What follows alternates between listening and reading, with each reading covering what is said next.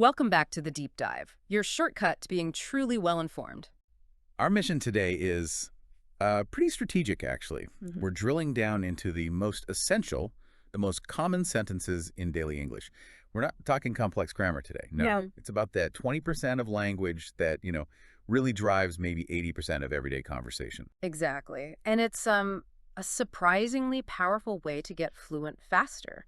Our sources really back this up. Learners often get stuck, right? They're trying to pull out complex words in real time. Right, like from a textbook. Yeah, exactly. But by mastering these simple, repeatable phrases, we sometimes call them conversational algorithms, you kind of skip that mental translation step. You sound natural, well, almost immediately. I like the conversational algorithms. It fits. Mhm. So we've gathered a whole toolkit, basically. Practical phrases covering the entire day, from that first coffee right through to, I don't know, expressing relief when a big project's done. Mhm. We'll organize it around those everyday situations. And crucially, we'll look at the usage nuances because fluency isn't just words, is it? It's culture, too. Definitely. Think of it like building your fluency toolkit.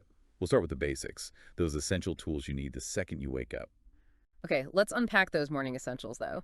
These are pretty low stakes phrases, but you hear them all the time. They kind of act as social placeholders, yeah. Setting the scene before the real talk starts. Uh-huh. We mean things like, I just woke up, or I need a cup of coffee, maybe I'm getting ready for work, and that classic, almost obligatory question, did you sleep well? That last one's interesting. In English-speaking cultures, did you sleep well? Yeah. Is often more of a polite opening, like, good morning. Yeah, less of a medical check-in. Right, it just opens the door. Right. But if you are in a hurry, you need a quick way to explain, that's where I'm running late is so useful. Oh, that's a versatile one. You can add where you're going, like, I'm running late for my meeting, or just use it to explain why you can't talk now. Yeah. Sorry, I'm running late. I'll call you later. Yeah. It's direct, perfectly natural. Hmm. And now, here's a little deep dive moment, linguistically speaking. Let's say you're asking a friend about breakfast. Direct translation might give you, let's eat breakfast. Okay, sounds a bit clunky. It does. Our sources point towards what they call high-frequency colloquialisms. These are key Ah, okay. Like using the verb grab. Why do the sources push for let's grab some breakfast or let's grab a bite? because it instantly signals you're comfortable with conversational English. Grab here just means to quickly get or eat something. The data shows learners who stick to formal words miss, well, a lot of this common social chat. Maybe 70%. Using grab shows you get the casual vibe. It's quick, easy. That makes total sense. It changes the whole feel. Okay, let's quickly run through how these might sound together. A little scenario. Lay it out. Hey, good morning. Did you sleep well? You look a little tired. Morning. Not really. Stayed up too late watching that show. I definitely need a cup of coffee. Actually, I'm running a bit late for work today.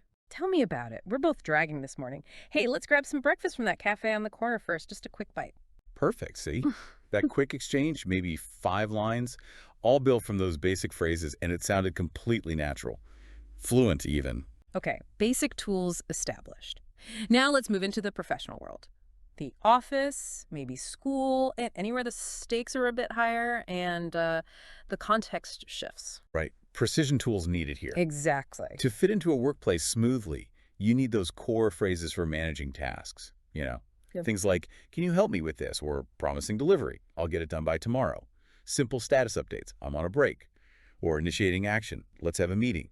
And don't forget encouragement. It really matters. Good job or nice work. I want to pause on something the sources highlight requests. Just saying, can you help me, might sound a bit abrupt.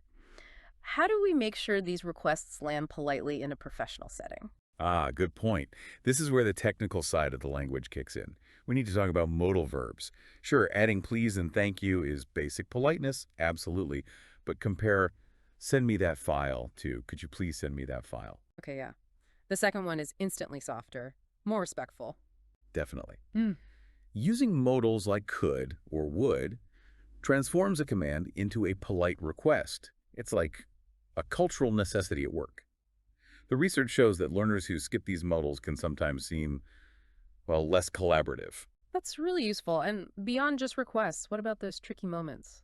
Like disagreeing or asking for clarification without sounding difficult. Yeah, that's high stress for learners. Instead Right. of a blunt, I disagree, try something softer. Like, I see your point, but I have a slight concern about, or maybe could you clarify what you mean by that? These keep the door open for discussion. They invite conversation, not confrontation. I like that. Okay, and speaking of useful phrases, we mentioned that great idiom earlier. Let's say someone really helps you out of a tight spot. Big project, deadline met thanks to them. Ah, yes. That's when you use it. Thank you so much. You're a lifesaver. It's fantastic, but for our listeners, let's clarify the nuance, right? You wouldn't say this if someone just passed you the salt. Huh. Exactly. We trust, it's not literal. The deeper point is you're a lifesaver is for significant help. Hmm. Help that maybe relieved a lot of stress or involved real effort from the other person. It has weight, it shows deep gratitude, and honestly, it helps build those good working relationships. Okay, that wraps up the office nicely. But life goes on after 5 p.m. Let's shift to the world of shopping, errands, and then relaxing at home. These phrases are absolutely essential, especially if you're traveling or just, managing daily life. Right, for shopping, the basic toolkit is pretty small but vital. How much is this? Do you have this in a different size? And of course, can I try it on? And that key moment when a sales assistant comes over, maybe you're not ready. The polite way to handle it. Ah, yes, the polite boundary. I'm just looking, thank you. Simple but effective. It is, but tone matters hugely there. Said with a slight smile, it's perfectly fine. Said flatly, it can sound a bit dismissive. So learning the phrase means learning the delivery too. That's a great point. Now, what about price? I sometimes feel awkward saying, that's too expensive. Is that okay? Or is there a softer way our sources suggest? In many Western cultures, yeah, a softer approach is often better, especially in nicer shops. That's too expensive. Isn't wrong, but it can feel a bit blunt. A really good alternative is, it's a little out of my budget, or maybe, I think I'll look around a bit more. Keeps it polite. Excellent. Okay, moving on to food. Restaurants? Essentials here are critical. Can I see the menu? I'd like to order the fish, please. And super important for many people, dietary needs. I'm allergic to nuts. Absolutely. And then the crucial phrase at the end, could I get the bill, please? Notice that modal verb again. Could. Keeps it polite, standard practice. Right. So, from the public sphere, let's head home. Relaxed, casual conversation. The phrases we use when we're just comfortable, the basics like, I'm hungry, I'm tired, or the classic evening question, let's watch a movie. Yeah. And the sources even touch on the realities of sharing a space, giving us phrases like, I'll do the dishes.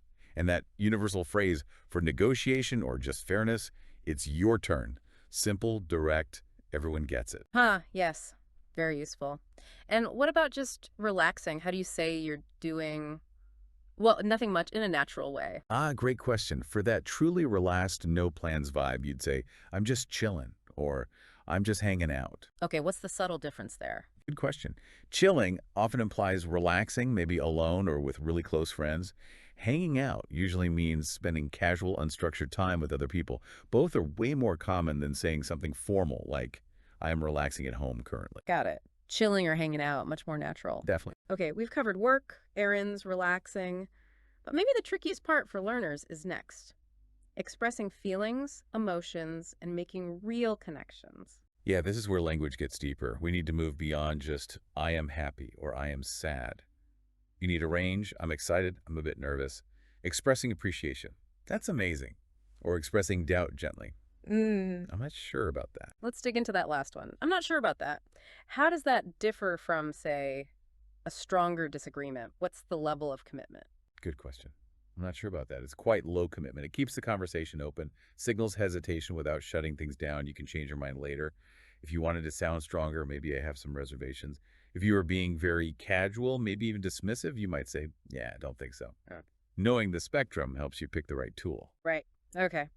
And for positive feelings, instead of constantly saying, I'm happy, what are some good conversational alternatives? Well, I'm really pleased. Works well, especially for professional good news or satisfaction.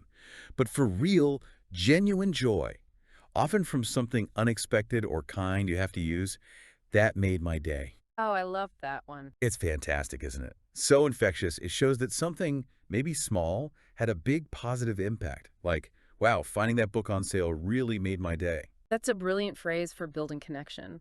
Now, the sources stress something important. It's not just the words, it's the sound. Let's quickly revisit the pronunciation tip for excited. Absolutely crucial. Intonation makes speech alive. Stressing the wrong syllable is a huge flag that you're translating in your head. For excited, the stress must be on the second syllable. Excited. not excited. Just focusing on that one tweak makes you sound instantly more natural, more confident. It's vital for social stuff. And speaking of social stuff, general interactions, this is where you build rapport, right? And English-speaking cultures often value that smooth connection, maybe even over perfect grammar sometimes. That's exactly right. You need those fundamental social lubricants. Nice to meet you, the casual check-in, how's it going, the friendly farewell, take care. And that wonderful, easygoing response when someone apologizes for something minor. No worries. Take the pressure off, doesn't it? Totally. And don't knock small talk. Simple things like, beautiful weather today, or how was your weekend? They aren't just filler, they are tools. They build bridges, fulfill social expectations. They're often the starting point for deeper conversations. Okay, we've covered the whole fluency toolkit, really, from greetings to expressing complex feelings. But as always on the deep dive, knowing isn't enough. Application is key. So this final section is dedicated to your action plan. How do you actually master these? Right, let's get practical. Tip number 1, active practice and self-correction. The sources suggest repeating phrases out loud is good, yes, but recording yourself is even better. Then compare your recording to a native speaker. This helps you hear your own pronunciation gaps and trains your mouth. It reduces that thinking time when you're speaking for real. Makes sense. Okay, tip number 2, use them immediately. Don't just keep them in a notebook. Get these phrases out there. Use them talking to friends, online, even talking to yourself. The sources actually say talking to yourself in English is powerful practice. It really is. It builds those neural pathways for these specific, useful sentences. Okay, and the third tip. Tip 3 ties right back to our deep dive approach. Consistent immersion for pattern recognition. Don't just passively consume English content. Actively listen to real conversations, podcasts like this one, movies, YouTube. Notice how often these short, simple sentences repeat. Spot the patterns. Mastering these commonly used phrases, these algorithms, is genuinely the fastest way to sound natural. So that really brings us to the end of our dive today. The big takeaway, backed by linguistic insights, seems clear.